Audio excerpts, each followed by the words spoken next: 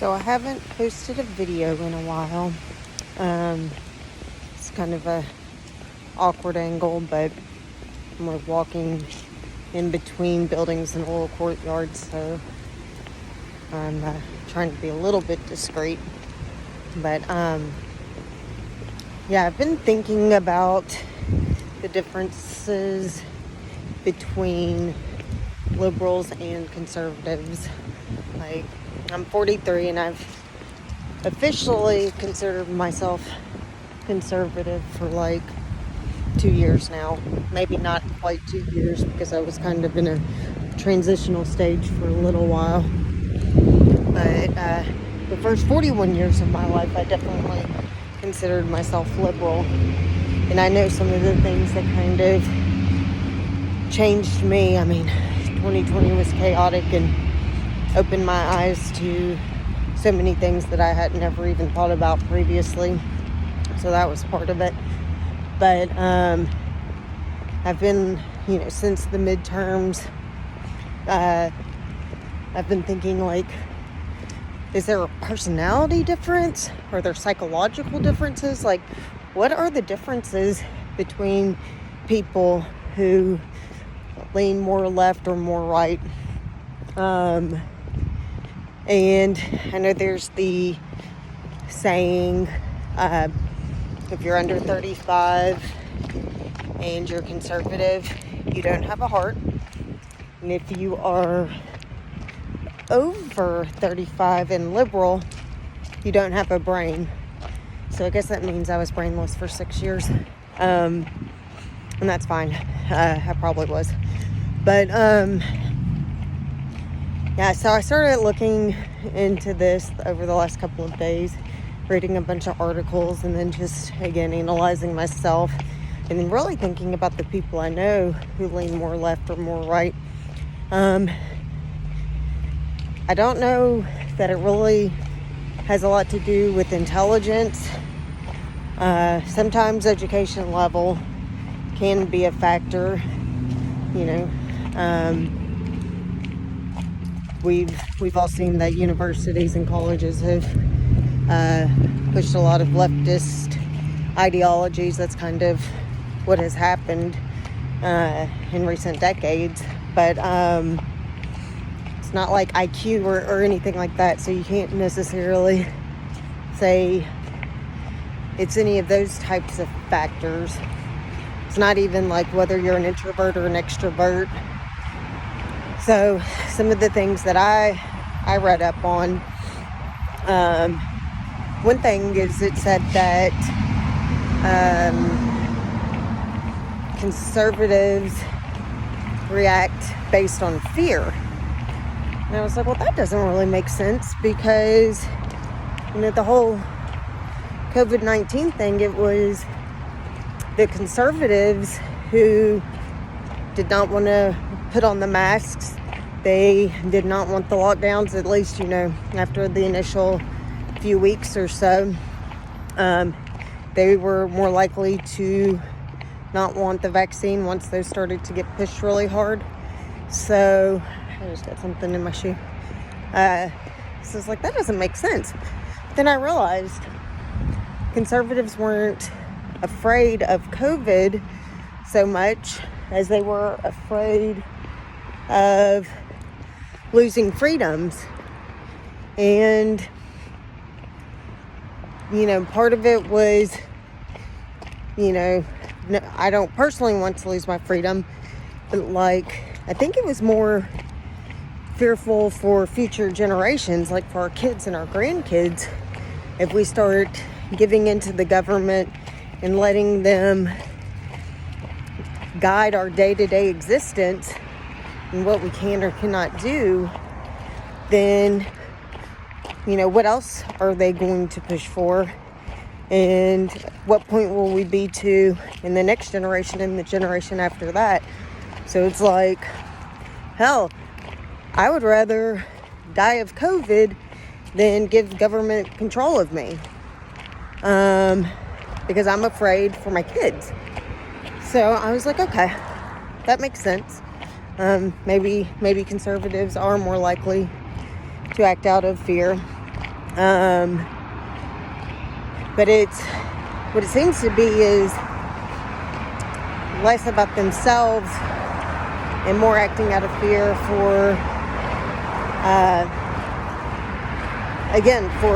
future generations, kind of like the building principles of America back in the 1700s, where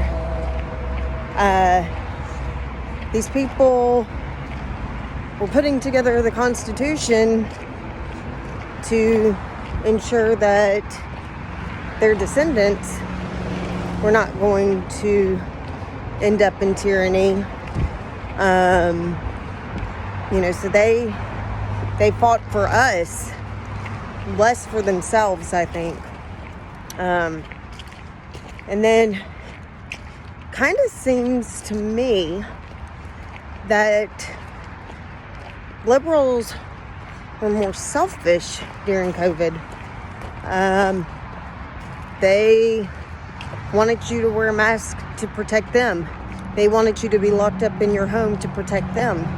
They want you to get a vaccine to protect them. And it's like, conservatives care more about personal responsibility. I'm going to protect myself, which is why things like the Second Amendment are a very big issue for conservatives. They don't want the government to protect them. They don't want someone else to protect them. They want to be able to protect themselves. So then, that kind of moved me on to like a irresponsibility factor between conservatives and liberals. Younger people definitely tend to be more liberal. They also tend to be more irresponsible. And it seems like maybe liberalism, progressivism, whatever, it kind of enables irresponsibility. So if you're an irresponsible person, obviously you like that. Or if you're an enabler of irresponsible people, you also like it. Oh, they don't know any better because they're young, or, oh, this person committed this crime because they had a hard time growing up, or, the reason that they're getting food stamps is because they just can't get ahead. Whether it's, an abortion. Yeah, she really needs to have this abortion because she needs to be able to focus on school and work.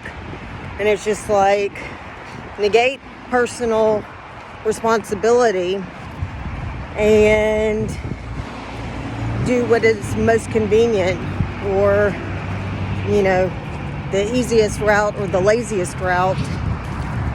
Versus conservatives are much more concerned with doing what you're supposed to do, holding yourself accountable. More likely to be pro-life or have very strict guidelines on the pro-choice issue, because they believe that you should not be having premarital sex. You should not be promiscuous. They believe in family. They don't believe in single momhood. Not saying that there aren't conservatives that fall into all of those categories. I was a single mom for a number of years, had a child out of wedlock, so I definitely fell into that. That was also when I was more liberal. But, it's with conservatives, it's like, you make your choices, you should have to deal with the consequences of your choices. Therefore, you should just make good choices. And liberals are like always finding a reason why it's really not your fault that you're in a bad situation. And yes, bad things do happen to good people. People can be in the wrong place at the wrong time, whether it's, being a victim of a crime or natural disaster, or, your company shuts down and you get laid off. So definitely bad things can happen, but you still have the choice on how you react to it.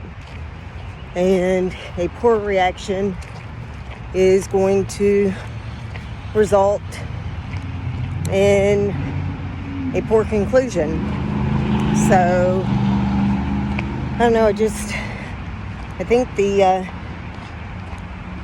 responsibility thing is pretty big.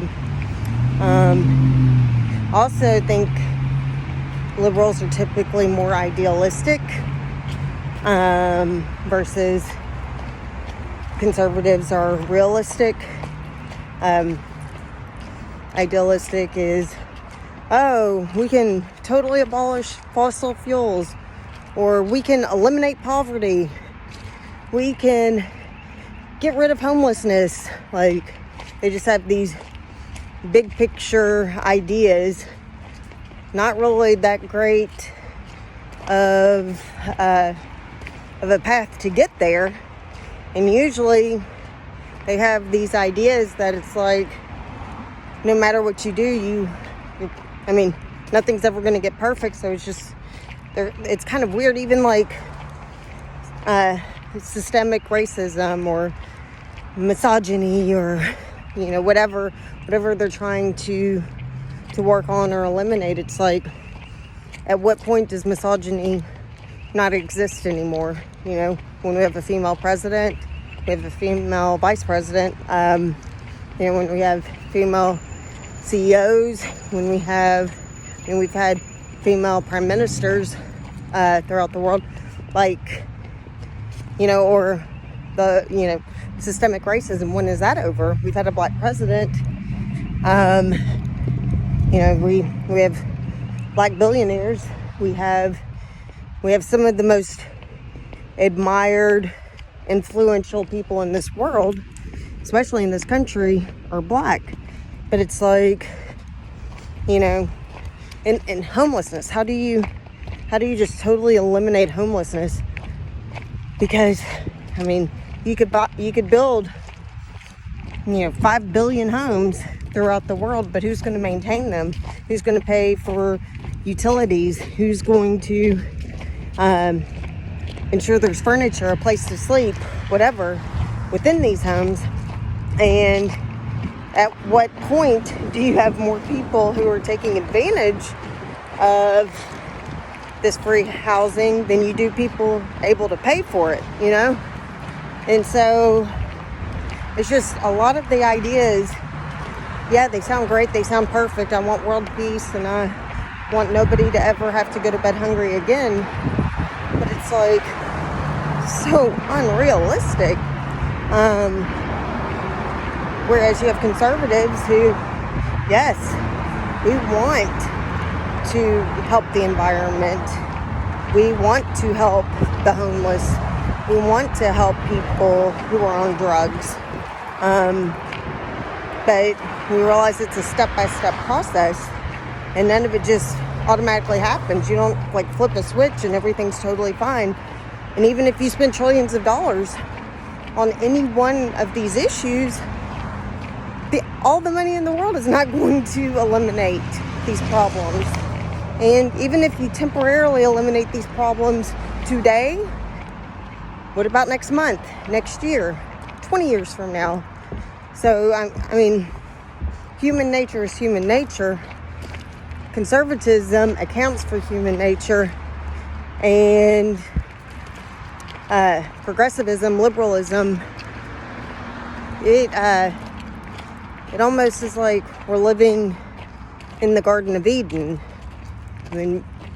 Maybe their idea was the original principle of this world. But unfortunately, that's not where we are right now. And until we get to the afterlife, I don't think we're going to experience it again. Not here on Earth. Until, what is it called? In Revelations, when the Messiah comes back. Well, I have just started getting more into religion, and I haven't actually gotten to Revelations. I've just listened to podcasts and heard bits and pieces, but there is supposed to be a point on earth that it's heaven-like, or almost heaven-like, where we will experience perfection. But that's not going to be up to humans. That's going to be up to God. So, yeah, and that's something else. It's like the leaders in the Democratic Party, which is those who would be more liberal, those who are very much progressive at this point. It's almost like they think they are gods. They think that they can sign a bill or enact a new law, and all of a sudden this problem is going to be eliminated. Like, they don't recognize that every problem they solve creates a new problem. Thomas Sowell, he said something along the lines of, there are no true solutions, only trade-offs, which is why you don't want to go so radical and so extreme. As soon as you do a full 180, you are now focusing the problem in a totally different direction, and you're going to have a whole new set of complications that come from your resolve. So, the radical agendas, instead of like shorter term incentives, are definitely not going to be beneficial for us in the long term. No matter how much the left proclaims that they're going to be able to solve all these problems. I mean, none of these problems are going to be solved by 2025 or 2035 or anything that they're claiming. And if we do go full throttle on all of their agendas, we're going to be in the middle of famine for most Americans and most of the world. We're going to have more people in poverty. We're going to have more people needing the government. We're going to have fewer people able to pay taxes and pay for our government. Oh, and that's something else. Big government versus small government. Major difference between liberals and conservatives. Again, I guess because of conservatives believing in self-responsibility. They want less government. They want less restrictions. They want to be able to hold themselves accountable for what goes good or what goes bad in their life, versus liberals want everything to be filtered through the government. And that's the craziest thing to me.